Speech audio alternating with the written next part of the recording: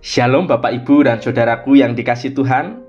Mari kita bersama menikmati teh hangat.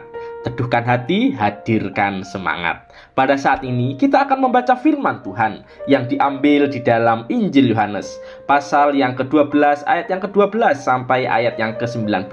Namun kita akan membacanya hanya pada ayat yang ke-12 dan 13 saja.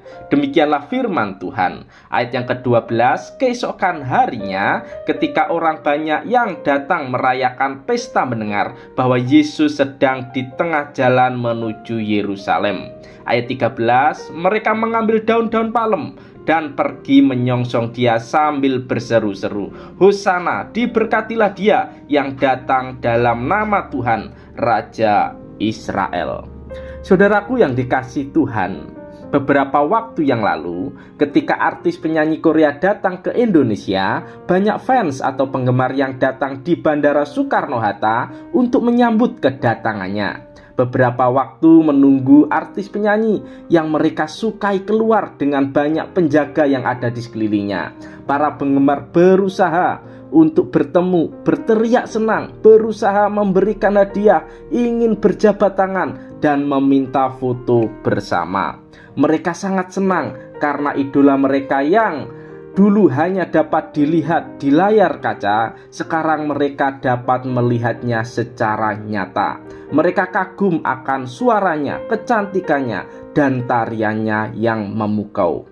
Pada saat artis ini tampil di suatu panggung beberapa hari kemudian, mereka pasti akan datang menontonnya sebagai wujud kekaguman dan kecintaannya. Demikian dengan Yesus. Ketika kita membaca di dalam Injil Yohanes pasal yang ke-12 ayat yang ke-12 sampai ayat yang ke-19, menceritakan ketika mendengar Yesus akan masuk kota Yerusalem, banyak orang mengambil daun-daun palem untuk menyambut Yesus. Ketika dalam perjalanan, Yesus menemukan keledai dan menaikinya. Banyak orang bersorak-sorai memuliakan dan mengagungkan namanya melalui nyanyian mazmur. Hal ini terjadi karena banyak orang memahami bahwa Yesus adalah seorang yang dijanjikan Allah untuk menjadi raja secara politik yang akan membebaskan mereka dari perbudakan dan penjajahan kekaisaran Romawi. Dan mereka menganggap Yesus seorang nabi yang menunjukkan mujizatnya. Dan salah satunya adalah membangkitkan Lazarus dari kematian. Para murid pun juga memiliki pemikiran yang sama seperti mereka, namun akan diubahkan pemikiran mereka ketika Yesus dipermuliakan. Bagi kita sebagai orang percaya, siapakah Yesus itu? Apakah dia hanya sebatas raja seperti raja-raja dunia yang lain? Ataukah hanya sebatas nabi yang diceritakan? Ataukah hanya sebatas pemimpin agama saja? Bagi kita, Yesus adalah raja secara rohani. Dia Yesus tidak hanya memimpin umatnya pada zaman dahulu, sekarang, dan bahkan akan datang. Ia akan mengatur dan memerintah kita untuk selama-lamanya. Hal yang boleh kita lakukan pada saat ini ialah terus tunduk dan taat melalui firman yang diberikan sehingga menguasai hidup kita. Dia adalah seorang penyelamat.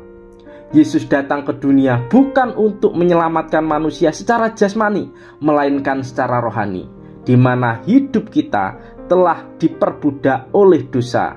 Dengan kematian Yesus di atas kayu salib menjadi tebusan bagi kita, sehingga kita umatnya tidak binasa, melainkan beroleh keselamatan. Dia adalah seorang nabi segala nabi. Yesus tidak hanya menjadi utusan Allah bagi kita, melainkan ia juga menunjukkan kasih-Nya melalui pengajaran, penggembalaan, dan penyertaan, bahkan mujizat-Nya bagi hidup kita. Dulu kita lemah dan tak berdaya, sekarang kita menjadi kuat karena Ia menguatkan kita untuk menjalani hidup ini, sehingga dapat menjadi umat yang terus beriman dan berpengharapan di dalam nama-Nya. Maka dari itu, marilah kita agungkan dan muliakan Dia, serta jadikan Yesus yang terutama di dalam hidup kita.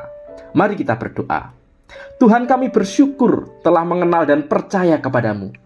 Ketika merenungkan akan firman-Mu, kami menyadari bahwa Engkau adalah pribadi yang luar biasa, memimpin, menyelamatkan, bahkan rela berkorban bagi kami, supaya kami boleh mendapatkan keselamatan.